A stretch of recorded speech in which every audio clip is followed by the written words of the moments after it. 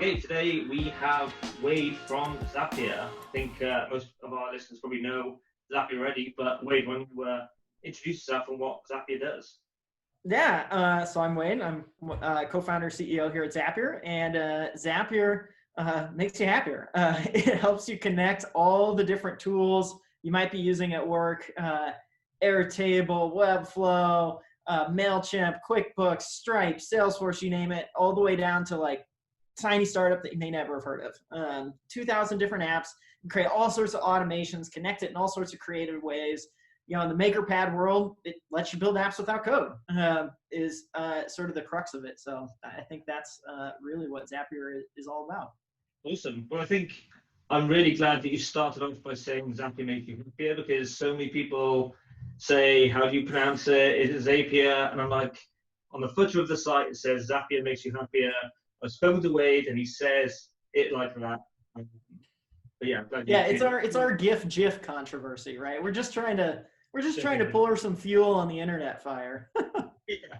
Well, speaking of that, I suppose no code at the moment is almost doing that as well, right? Where it's like people debating the no code thing of, is it no code? How do you say it? What's the, like, does anyone give a fuck? Like, what's the thing? What is your take on how this no code movement has seemingly come out, I think, over the last sort of year or two, 18 months probably, where it's really blown up of people taking notice of, holy shit, I can do stuff. Have you seen similar things?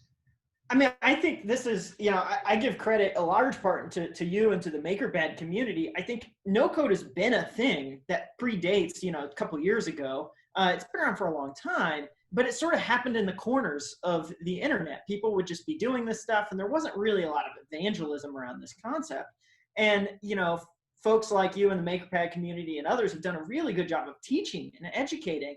And I think the power of it is it's not about replacing developers. It's not about getting rid of code. It's about empowerment. It's about helping a person who's got an idea, who's passionate about trying to do something. It's not giving them a place to start where they can get going, where it doesn't require them to like do all this other work first and then spend, 4 years in a university or like slog their way through a bunch of tutorials and then realize like, hey, there actually still is like a whole bunch of other stuff you got to learn to actually get to where you want to be. Yeah. Instead, you can go, in a few hours or a weekend or whatever, you can be like, I actually have a thing and it works and it does what I want it to do. And that feels so awesome when you're able to have that ability. Yeah, I think it was when I was at Product Hunt when I discovered Zapier, I think, for the first time. I think I must have seen one of the launches, and then there was like Typeform and Bubble and Webflow and things that came along, and I was like, oh wait, I can sort of make this feel like a real thing by connecting these pieces and like a sort of fake sign-up flow but real. But yeah, it was just that empowerment that I felt. And then I was trying to build a bunch of things, so I thought one of these ideas will be my thing. But then I didn't realize it was actually not that. It was the process of the making piece of like, how did you make that? I was like, Zapier and Typeform and Webflow. Like, don't you know? Do you not know that? But it does take a few people to really sort of drive that home that this stuff doesn't need to be like really a specialized skill and that anyone can learn this like really quickly. And it's a lot quicker than people think. Right? Yeah, I think that's totally right. I sort of, it's like learning to type for the first time. It's like learning to do some of these things where it's like, yeah, it takes a little bit of work, but once you get the hang of it, really anyone can do this stuff, just like anyone can use Gmail. It's like, how does email work? You send it and you find, okay, I think I got the hang of it. But you have to, it takes a second just to really get what you're doing. But once it's under your belt, you're off to the races. Yeah, absolutely. Are you technical in any way, or are you the non-technical? I'm like a little technical. So when we started Zapier, I was teaching myself to code at the time. I built some very, very basic stuff. Like I'd gone through the Learn Python the Hard Way tutorial and some other things like that. But I was more from a marketing background. And so I was doing like a lot of marketing automation. And that was where I was kind of dipping in my toes into the technical world. Was I wanted to trigger emails based on different events and like run better campaigns. I wasn't approaching engineering from a standpoint of how can I be the world's best engineer? I was trying to be a better marketer. And so Brian, one of my co-founders, he and I had been like just spitballing back on a whole bunch of ideas. And at some point in time, he pitched me an idea on Zapier and was like, I think we can help connect all these tools where folks don't have to hire engineers to do this. Instead, they can do it myself. And I was using Marketo and the Marketo API, and I was struggling because I'm not a very good engineer. And to me, it was just like, yes, like if I had this, I would definitely do that instead of what I'm doing right now because it would be better. It would be easier.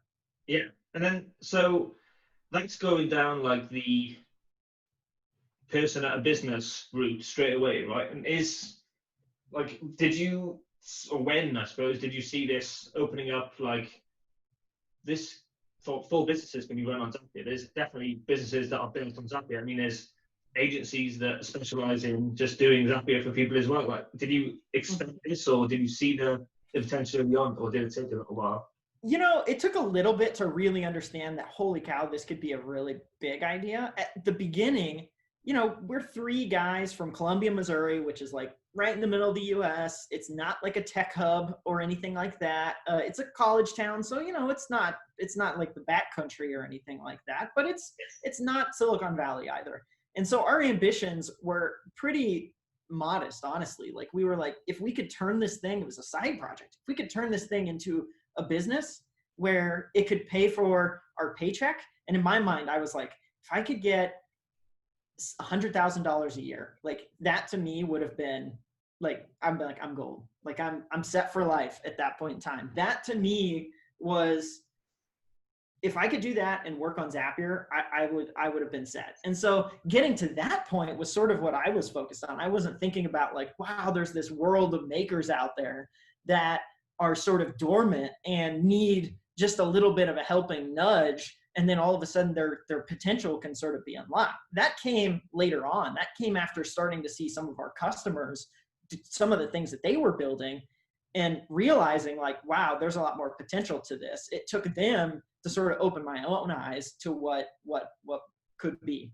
Yeah, I think that's quite an interesting like similarity that when I've spoken to other founders of these no code quote unquote tools is it's only when the customers like start like hacking it a bit or like pushing it to its limits and showing, oh, this is how I want this to work for me. So then it's like, oh wait, there is this like complete other thing that I've created.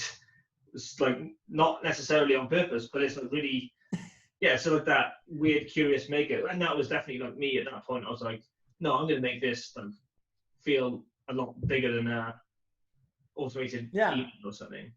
Yeah, I think I saw you on Twitter talking about this weekend, like how the MakerPad community is better than you, right, at some things now. And like I definitely had that experience with Zapier, where for a little bit early on, I felt like, yeah, I'm probably the best Zapier user, just by nature of like I used it a bunch, I built a lot of the stuff, like I know what all the features are, but like not that soon into it, I stumbled across some users and they were like, we're doing this with this and this and this. And I'm like, you're doing what? How?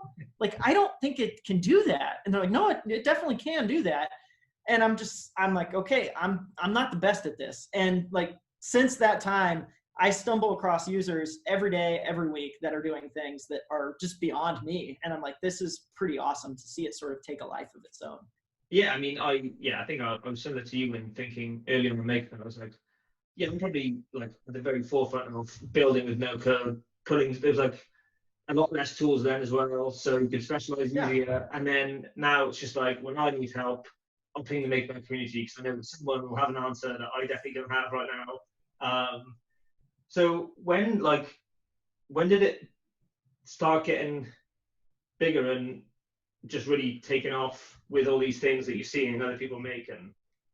Yeah, you know, I think it was like a very slow but steady and consistent growth pace for us. Like if you look at the bend in the curve of growth, it looks very sort of normal, or like just sort of like steadily grows every year. But to me, it really felt like it took a like lurch forward in 2016. That was when we introduced multi-step zaps. Before that, it was just one-to-one. You know, when this happens, do this. Like that's all you could do with Zapier. 2016, we added the ability to say, and this, and this, and this, and all these other things. You can add filters and you can format things and just gave a lot more ways to manipulate the data and change the destinations. that like opened up a whole set of things that where it really just like people's creativity took hold.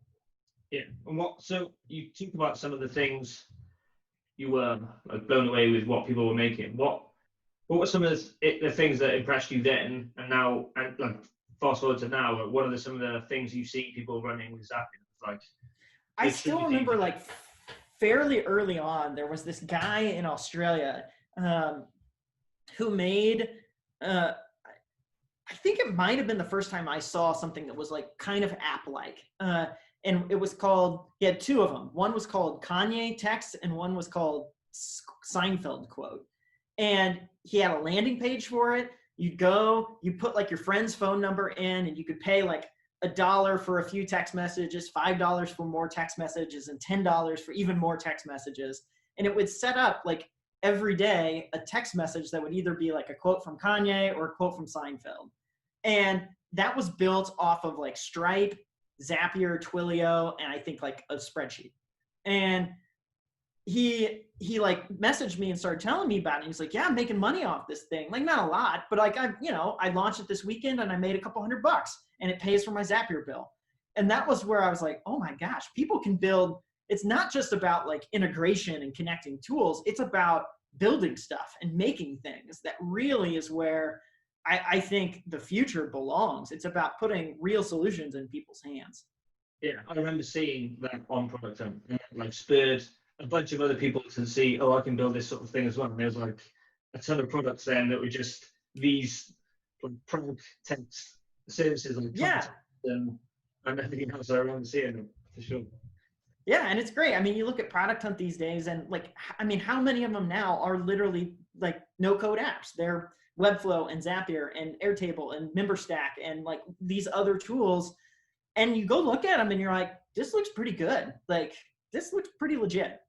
Yeah, and I think that's one of the things that, one of the sort of second order effects of the no-code space is that these tools like give you design out of the box, so that user experience is already sort of baked in a bit, and you don't have to think so much about having this perfect flow. It just sort of almost leads you down a path to like, people expect a certain level of what an MVP would be, right? And I think it used to be very different to what it is today. And I think I mentioned someone in the talk recently was just like, what the fuck is an MVP anymore? Because like the MVPs used to be, the buffer one was a landing page, you click a parameter and say, oops, sorry, you caught us early. That was an MVP. And then you can fast forward to like today, where you could build a functional Airbnb with hosts, with ratings, with like payments and everything, and that could be seen as MVP too. So, I mean, it annoys me to some extent when people are saying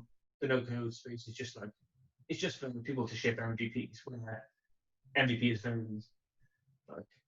fluid. Well, I think that's for sure true, but I think that misses out on like this world where we see most of the no-code stuff happening actually happens inside of companies. It's the back office tools where, they don't need, they need a custom app that runs like a very specific thing for their business. And they're not going to deploy engineers on it because one, their engineers aren't interested in doing it, or they can't afford to hire engineers for that stuff. And so it's like a marketing ops person or a sales ops person or an IT person who says like, oh, I can create like an order invoicing purchasing form for you real quick and make it happen. And so in a day, they've actually built like a mini app, and then that runs this back office process for years. And it just sort of works. Like they don't need some like really slick custom mobile app or whatever. They just need a thing that like gets the job done. And to me, that's where this like iceberg of no code apps is happening. Yeah, I totally agree. And that's what we're trying to do more of.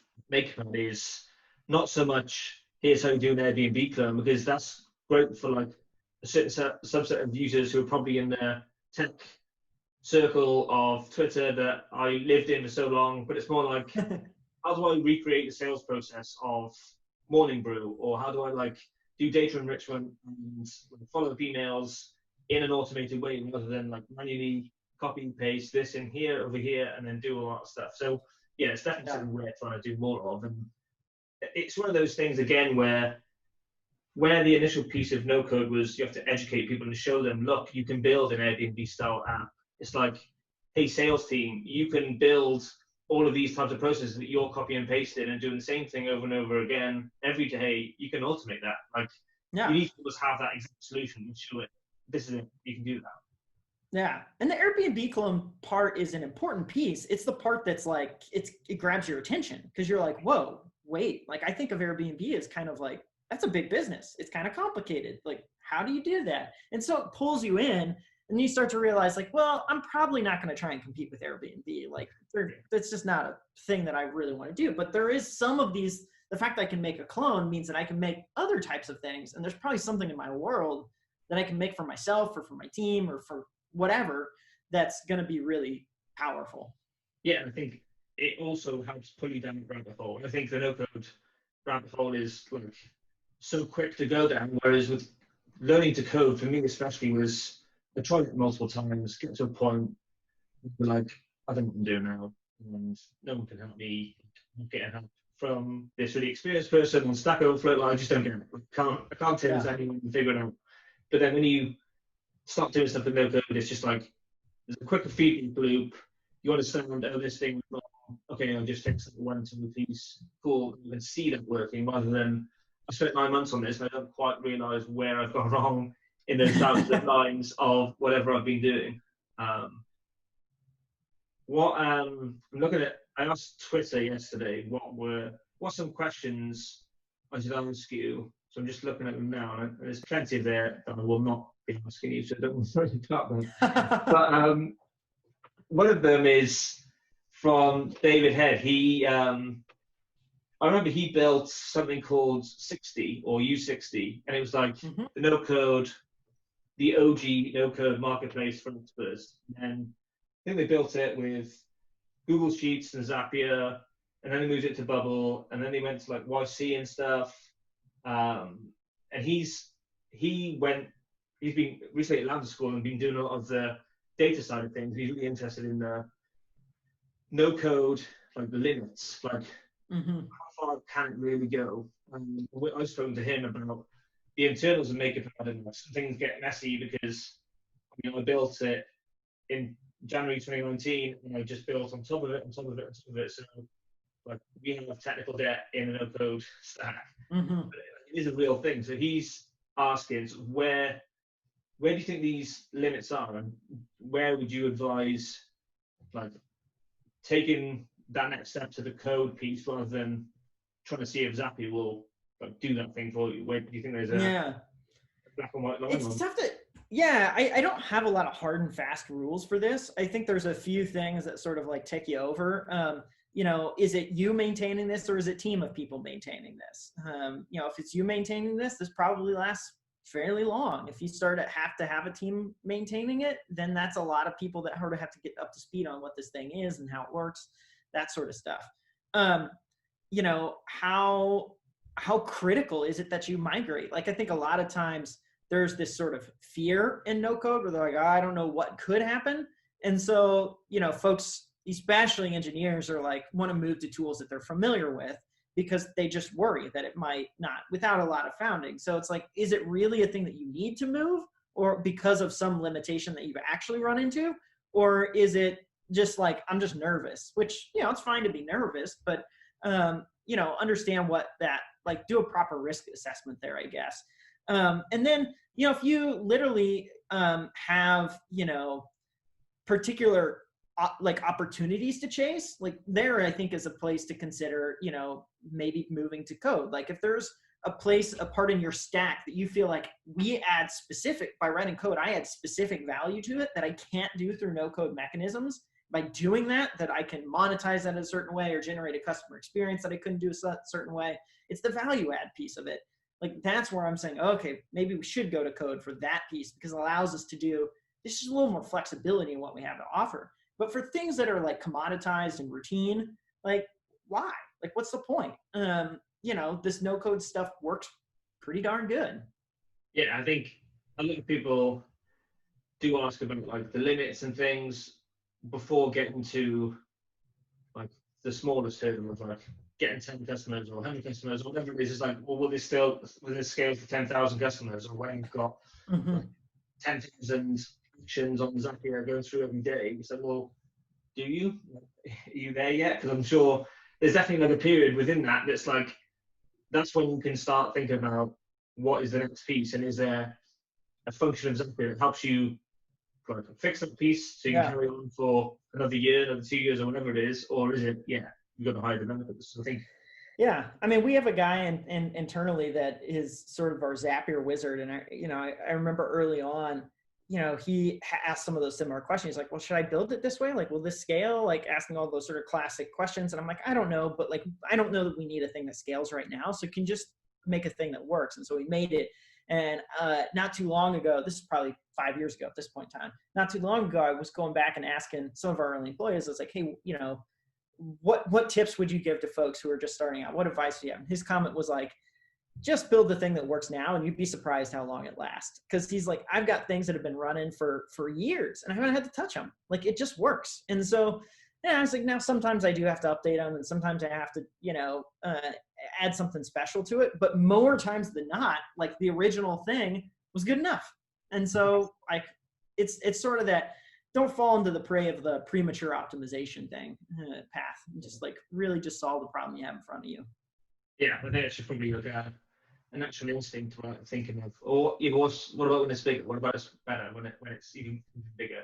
What are some of the big, I don't know if you can say, what are some of the largest companies that are using Zapier, and what are the core things that they're using Zapier for?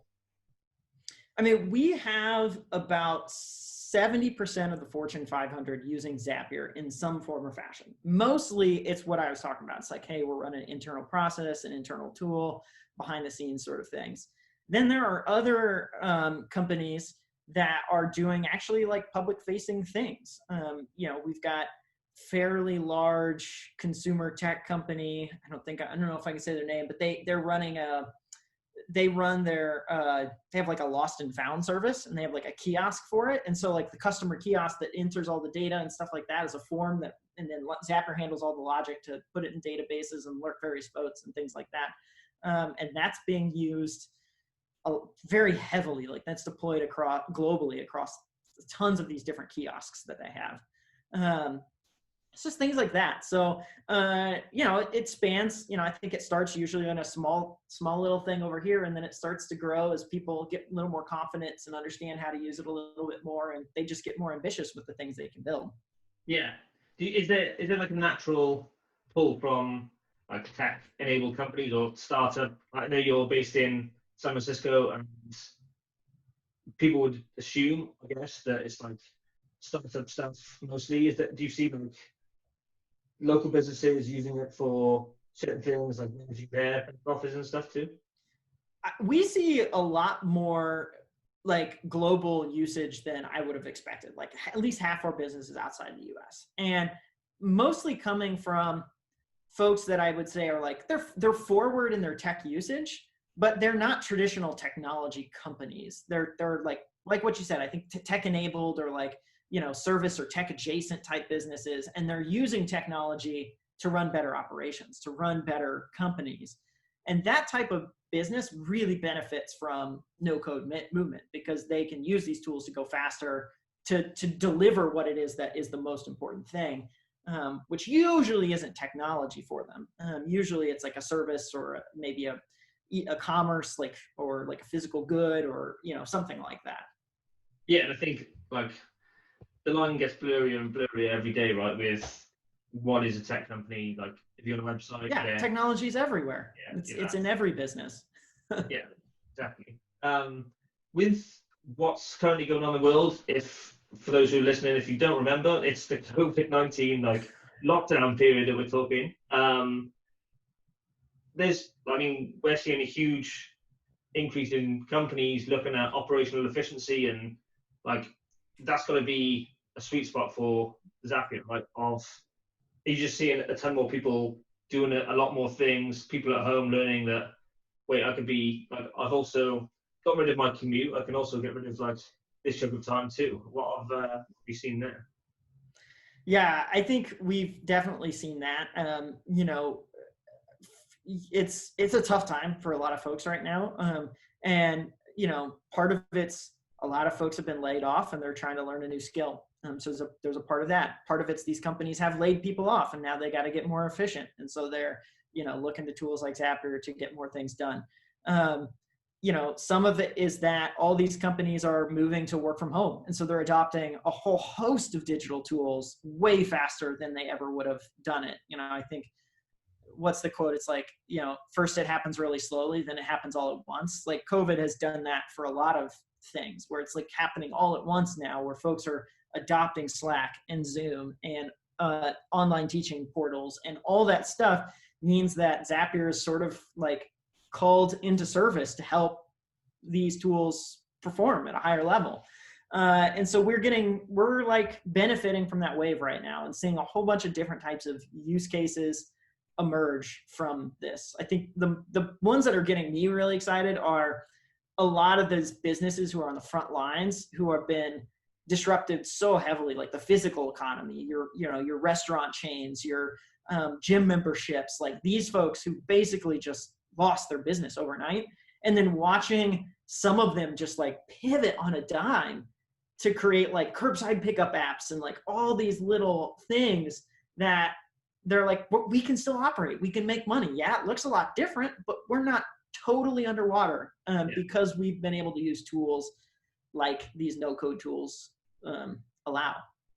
Yeah, definitely. Yeah, I mean, we've seen like all sorts of things like that with small apps, like you said, for restaurants and things like that. Even sort of the NHS over here is been looking at no-code solutions with us for certain things too, which is really interesting. I've got a question from Brianne Kimmel, who asked a question that sort of wouldn't have been on my mind, but quite an interesting one. And then we can sort of start talking about the funding landscape of no-code stuff. She said, when you raised in 2012, did you have a clear use of funds? Was the goal always like a single round of funding? But if not, how did you operationalize the business across everything to make it possible? Yeah.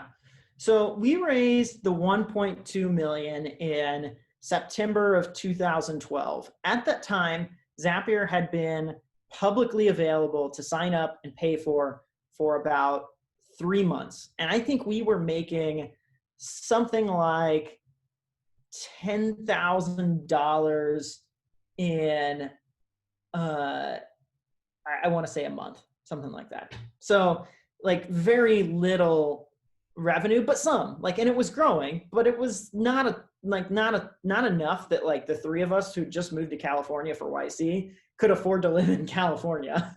And so for us, we were looking at that money and saying, hey, this lets us continue to like really work hard on Zapier for the foreseeable future until that revenue mark like can sustain us. And so we treated that money as like just a bit of a buffer against sort of a worst case scenario. But we were really trying to figure out, how do we not have to raise ever again? And we felt like we did. I think one of the things the three of us have done well over time is we're good at marketing. Like we know how to generate users and we know how to attract folks to the platform. And so from day one, we were already thinking about how do we get people into this product. And so we felt like we saw a future where Zapier, we felt like we had a scalable acquisition strategy. We just needed a little cash to get that thing humming. And once it was humming, it was like, well, maybe we raise, maybe we don't. Like, we're not particularly inclined to, because, you know, it's a bunch of dilution. And if you don't need it, it's better to get revenue from your customers. And so that was our mode of thinking circa 2012. And with a lot more, I say that right now with a lot of confidence, but in 2012, it was like, here's what we think is right, but we're just sort of a bunch of dummies from Central Missouri. So who knows? How does that go then? Because I assume, speaking with VCs and in the funding landscape, the traditional funding landscape of tech investments is you like go in and you pitch a company to say, yeah, this is how we're going to get your like money back 10x over the next whatever. Like, do you still go in with that same type of pitch, but in the back of your head you're thinking, Well, hopefully we just. I mean, seed funding is a little different, right? Because they're sort of just like placing a bet, and they're sort of just, 10 years down the line, maybe this is something. It's probably nothing, but maybe it's something, and maybe it's big, right? So it's a lot different than like, growth stage investing where they're like, I can 5x my money here. In seed stage, it's more of a binary. It's like, it's probably zero, but maybe it's 10,000x, maybe it's 100,000x. And so that's kind of what it looks like. So the pitch is not really about like, hey, give me some money and I can turn it into 5x. It's more just like, do you think that this thing could be really important? And if you think it is, like, maybe you should be along for the ride. Yeah. And, I think enough folks thought it was that they gave us some money. Yeah, fair enough. Do you think I was bad at fundraising in 2012. I can't tell you that I was like super polished founder pitching VCs or anything like that. I was just sort of like, look, it's working. We have something that's cool. Do you like it or not? Yeah. Well, I think that seems like a solid pitch to me. Why I'm not investing right now. So do you think that now, like the whole no-code space is, how I describe it is like, it enables people to build software without having to write the code, and it is coined this no-code movement right now, and we're seeing more and more people make businesses, make them really efficient from like day one with automations here, like this thing happens, and maybe there's like a VA that does something manual, or maybe there's just like a bunch of things that work together. Do you think we're going to see different types of funding coming? I know there's obviously funds that, like Earnest, for example, have invested in us, and there's different types of funding mechanics that's happening. Do you think there's going to be like an awakening of, there's a different type of business out there? I think Zapier is probably one of the big ones that people look to say, well, here's this company that, like, yeah, they raised money all the way in 2012, but they pride themselves on making money. Like that's what a business traditionally looks like or feels like it should be to a lot of people. And do you think that we'll see a lot more of like these combination types of funding and people with no code businesses happening? Well, I think it may be that it feels like this whole passion economy of people having their own newsletters and everything else is like side projects. Maybe with this current situation, actually, it accelerates something. Again, it's the same thing that you just said, which is like, you're thinking about this idea for ages, and all of a sudden, well, nothing to lose. Let's just like go for it. Yeah, so I'm not a VC. I'm not an investor. I run a company. But I have thought about this a little, and I do think that we will see people being more experimental in the way they try and fund companies. VC is, a very small, it's one asset class, and it's a very small portion of total investment dollars goes into VCs. And VCs typically look for a very specific type of company to fund. They're pattern matchers. So they say like, oh, you look kind of like Facebook, or you look kind of like Google, or you look like Amazon. And so, that company was successful, so maybe you will be too. But I think one of the things that, VCs learn time and time again is that pattern matching is actually not, like, it can be a good way to win, but it's not always. Like, the best businesses are by definition outliers. They look different. They come along and you can't match it to a pattern because it's something totally new and different in the way that it operates. And so you have to be willing to, like, the best companies buck the mold sometimes. They do it in a different way, and that's actually what makes them successful. And so I think the types of investors that are capable and able to buck the mold are the ones that will be, are the ones that some of these new types of companies that are being built in different ways will get money from, and they'll attract them because they're willing to just try something new and different. Yeah, I think it's interesting to see that. And yeah, I think I saw a tweet yesterday about the VC asset class being like 33 billion or something. I'm probably mixing up the numbers there. It's like a tiny piece of that whole investment piece. But people just like to hate on the VC, like whatever it is. They just, I'm obviously in the wrong circles on Twitter. That's what I see a lot of. So what's next for Zapier? Like, this is big. I mean, how many employees is it now? It's like 400 people. Yeah, we're at about 300 employees. Yeah, full time. Mm-hmm. That's 300, crazy. 350 actually, I think. Wow. I mean, I suppose we've got to talk about that as the world looks to remote work, of like how there isn't a playbook for how to scale a company to 350 employees. How do you just figure that out? Or is it just by default of just like we have to? Yeah, I think so. In some ways, it's easier than you would think, and certain, but don't mistake easier than you think is easy. So I think the thing that I've uncovered or I've learned as we've gotten bigger and bigger is that the problems we face as a remote company are not so different than the problems that like just any fast scaling company would face. Early days, I would go talk to other remote founders who are like running a small team or maybe scaled to 50 people or 100 people and try and learn from them. And then we got bigger than all those companies, and it was like, okay, now who do we learn from? There's not that many other remote companies. There's like GitLab and Envision and Automatic. And so certainly learn from those folks, but there's things that they do that we don't do and vice versa that I'm like, well, that doesn't really match. And so I started just going to talking to companies that were going fast altogether. And I'd ask them, what are the things that you struggle with? And it's like, well, aligning the team is really hard. Hiring executives is really hard. Setting a vision is really hard. Getting incentives right is really hard. Building a culture is really hard. And I started going like, yeah, those are really hard. Like those are the same problems that we face. And so it was, in some sense, that was reassuring to say like, look, it doesn't matter how you build a company. You're going to run into certain problems, whether you're remote, whether you're in an office, whether you're hybrid. These are just things that you have to work on. And so we just recognized that early on and tried to identify those things and said, hey, we need to figure out how are we going to build alignment across the big teams? How are we going to build culture and camaraderie so that people feel like they're a part of a community, that they feel like they're a part of something? How are we going to incentivize folks? How are we going to motivate folks? How are we going to manage teams? Like all those things you need to have like a bit of a playbook for. And sometimes the office playbook works just fine.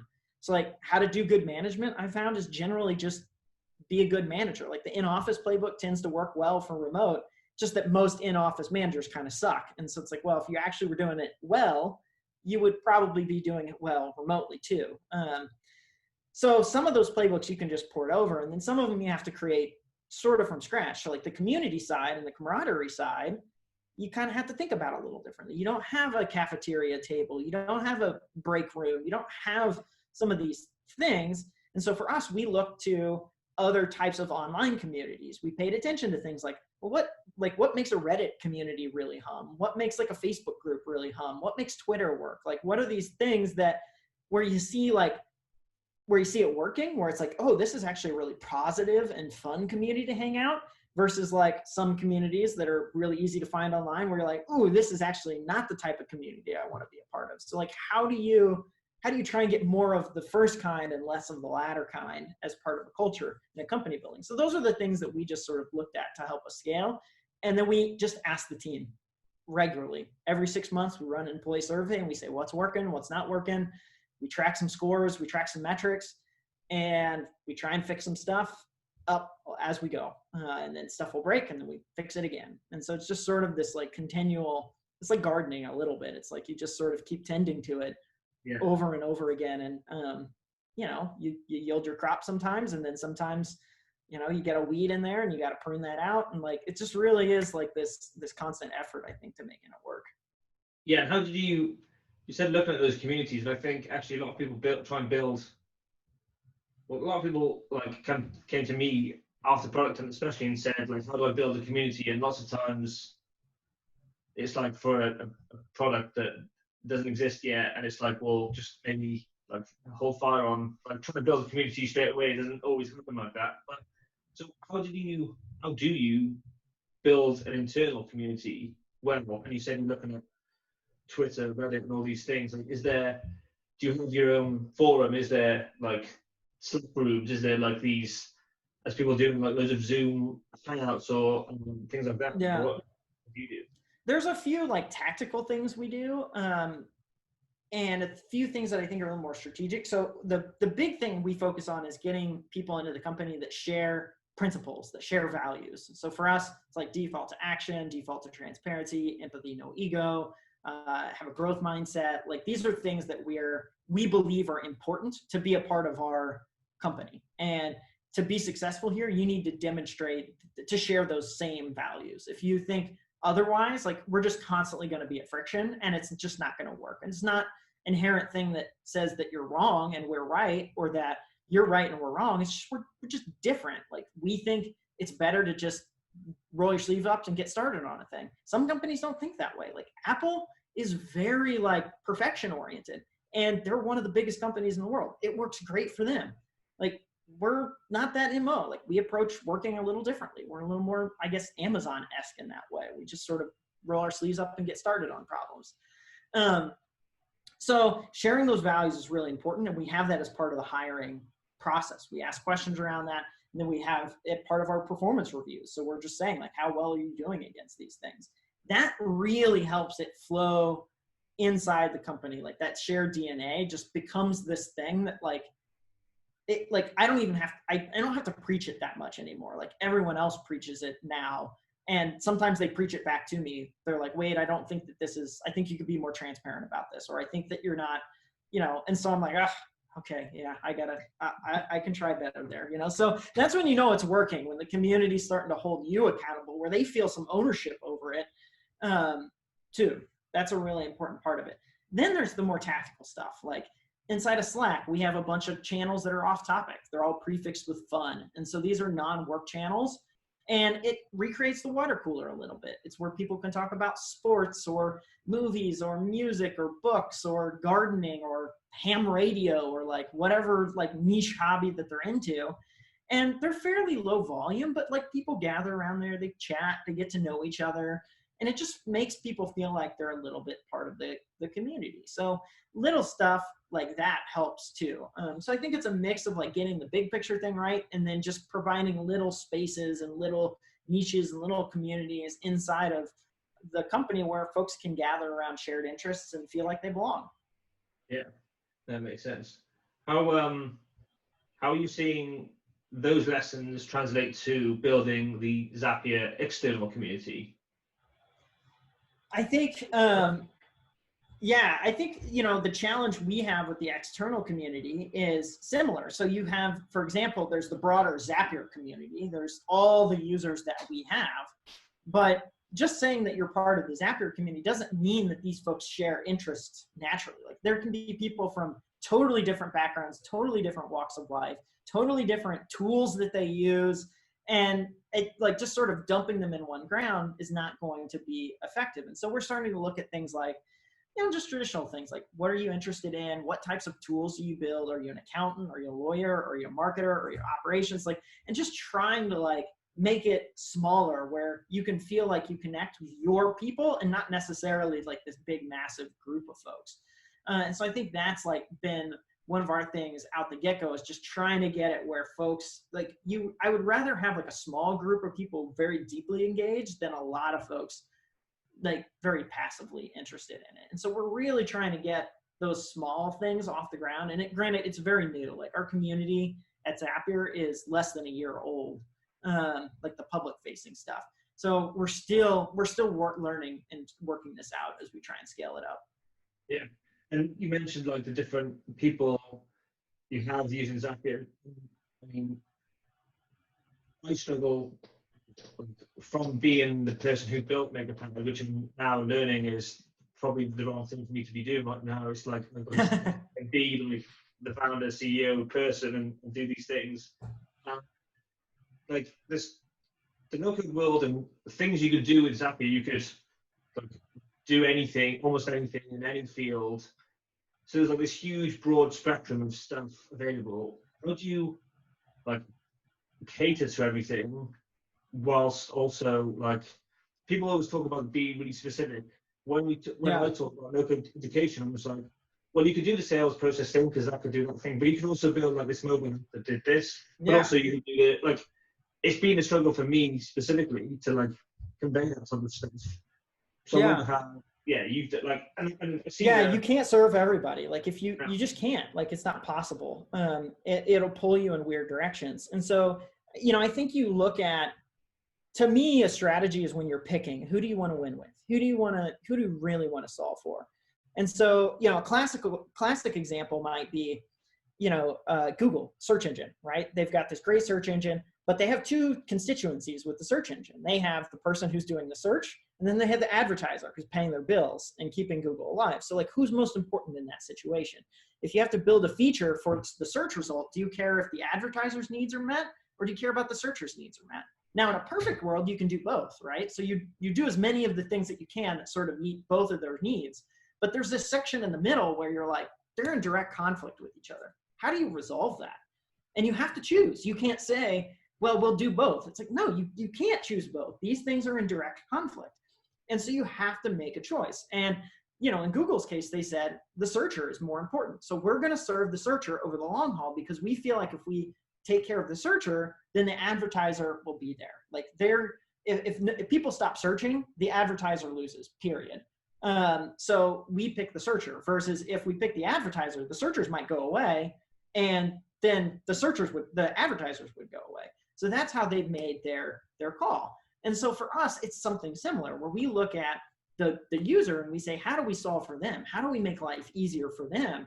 And if we keep driving more adoption of Zapier and we keep making it easier and more accessible, all these other stakeholders in the Zapier ecosystem who have needs that we should meet, like they will be happier if we do these things, even if that means in the short term, sometimes their need is not prioritized at the level that they would hope for. Because at the end of the day, it's better for no code as a whole to grow. It's better for automation to grow as a bigger trend than to solve this very, niche thing. And so I think that's how I've always thought about it, is like really understanding who it is that you're trying to solve for and making sure that when you do get in conflict, you keep that in mind. Now, when you're not in conflict, great. You can do both. Like try and do both. Like that's what you should do. But there's those moments where you're not, and you can't confuse who you serve most. Yeah, I think that's probably the same scenario of like, who is a beginner first time seeing Zapier of like, how do I interact with the product versus someone like me and beyond, which is like, I know exactly how to do this stuff. I want to do this really quickly. It must be a difficult thing to juggle of how the individual uses UI or how they discover what is possible and thinking back that way. Yeah, absolutely. I think and like you need, like the reality is like folks like you are the early adopters. You're the ones that are teaching folks. And so we need to meet the needs of folks like you because you're going to be advocates for what we do. But sometimes there's things that you all want that's like never going to be relevant to a mainstream audience. It's like, well, when that happens, how do you make that choice, right? This is sort of like, there's a whole bunch of analysis about how MacBook Pros have like declined in their favorability amongst developers over time because they've sort of let the ecosystem wane. Now, people still buy MacBook Pros a ton, but maybe it's starting to hit a plateau. I don't know. Is that because they haven't paid enough attention to the developer community, or is that because phones are more popular and iPads are more popular? It's a really tough problem to answer. Yeah. I think, people get paid tons of money to run studies and lots of consultants get brought in to try and answer this question. Like, should we build more features for developers? Should we build more features for, a college kid or whatever, right? Eventually you sort of have to make your choice. And it's like, we don't have all the time in the day and all the resources. And so you have to pick who you serve. Yeah, definitely. I know we're sort of running out of time a bit here, but I'd love to know what is on the horizon for Zapier. What can we expect? What is there anything specific, like no code focused or anything around that you're looking at? Yeah, I think we are. Our mission is to democratize automation. We're going to make this easy for everyone in the world to have happen. And so you will always see us pushing on how to make this stuff simpler. I think one of the things we're realizing and spending more time on is how can various other people help us with that? So we're spending more time on our teams and companies product to like help folks in bigger groups. Like how do they use apps in better ways? We're looking at our agency world and saying like, hey, these folks are already selling and advocating for Zapier. How can we better support and enable them to do what they do best, to bring Zapier to the people that they have? How can we maybe even bring people to them and say, like, actually think you can help this person, because we have a lot of folks that are asking for help. And then just like, how can we continue to just plug in all make sure we support all the apps and support all the triggers and actions and keep it really high quality, and the uptime is great. Like, there's a lot of work that just goes unspoken for a lot of the times that is just making Zapier hum quietly. And so there's a whole bunch of work that goes into that. Yeah, and what do you think about the no-code space in as a whole? What do you think? Yeah, We expect to see there? I think the thing I like to pay attention to is where are the gaps? Like, no code, I think, does a really good job of thinking through, like, it's almost like the primitives, the like components. What do you need to do? And it's like, oh, I need to send an email, or I need to store a piece of data, or I need to have a front end. And so, like, we're paying a lot of attention to, like, what are those components that people have, and where are the gaps? Where's friction, and how can we help reduce friction? People are using lots of different tools. Can we make it easier for them to use those tools in combination together? I think that's a place where Zapier can play a hand, but it's going to be a long time to solve some of these things. Yeah, awesome. Well, yeah, Zapier has been like a key piece of software that Makerpad wouldn't be around if it wasn't for Zapier. So give you and all 350 of the employees kudos for that. It's been awesome, and we always continue to use it, and like, our business wouldn't come along without it either. So we're always grateful for that. Really appreciate you coming on, just to tell the folks where they can find you and Zapier. Yeah, thanks for having me, Ben. You can find me on Twitter, Wade Foster. I'm active there. You can shoot me an email. I read all email. And thanks for having me. Thanks for all you do with Makerpad too. I think you've done such an amazing job. The community is awesome. It really has been fun watching it grow from you tweeting out these little threads of like, I did build an Airbnb clone, to like lots of people doing all sorts of random stuff. It's been so awesome to watch. I really appreciate that. Thanks so much for coming.